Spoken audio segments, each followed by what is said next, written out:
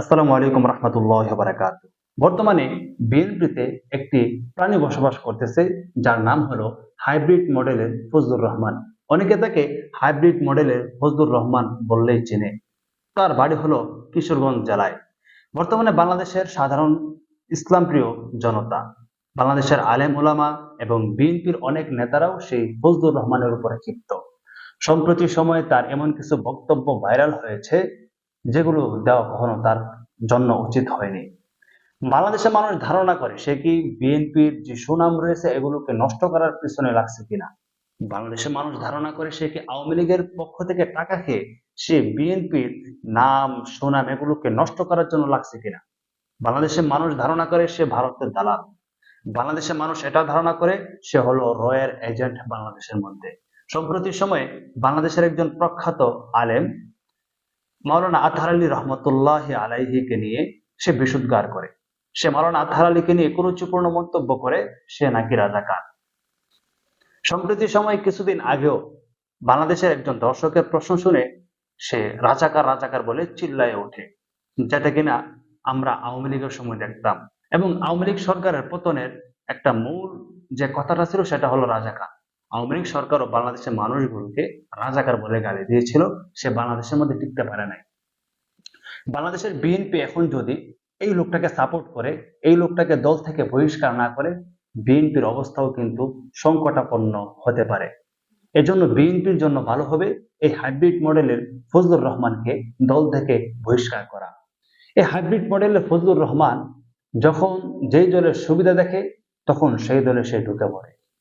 আওয়ামী লীগের সময় সে আওয়ামী লীগ করত, এখন বিএনপির সময় সে এখন বিএনপি করে। এটাই হলো তার হাইব্রিড মডেল। এই হাইব্রিড মডেলের ফজলুর রহমান কখনো কখনো ইসলাম বিদ্বেষী কথা বলে, কখনো কখনো মুসলমানদেরকে নিয়ে বাজে মন্তব্য করে, এবং এই নিয়ে কিন্তু অনেক সময় অনেক সমালোচনা হয়। বৃদ্ধ হয়ে গেছে, বয়সটা অনেক হয়ে গেছে, কথার তালবাল কোনো ঠিক নেই, এবং যার ভিতরে অহংকারে ভরা।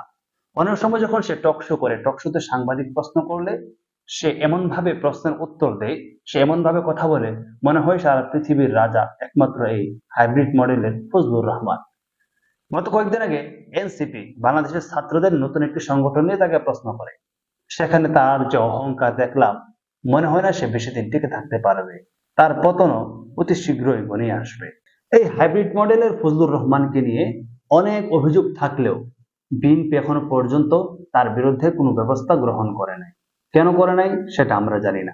বিএনপির কাছে আমরা আশা করি অবশ্যই সেই হাইব্রিড মডেলের ফজলুর রহমানের বিরুদ্ধে আপনারা ব্যবস্থা গ্রহণ করবেন, কারণ সে আপনাদের দলের দুর্নাম রটাচ্ছে বাংলাদেশের মধ্যে।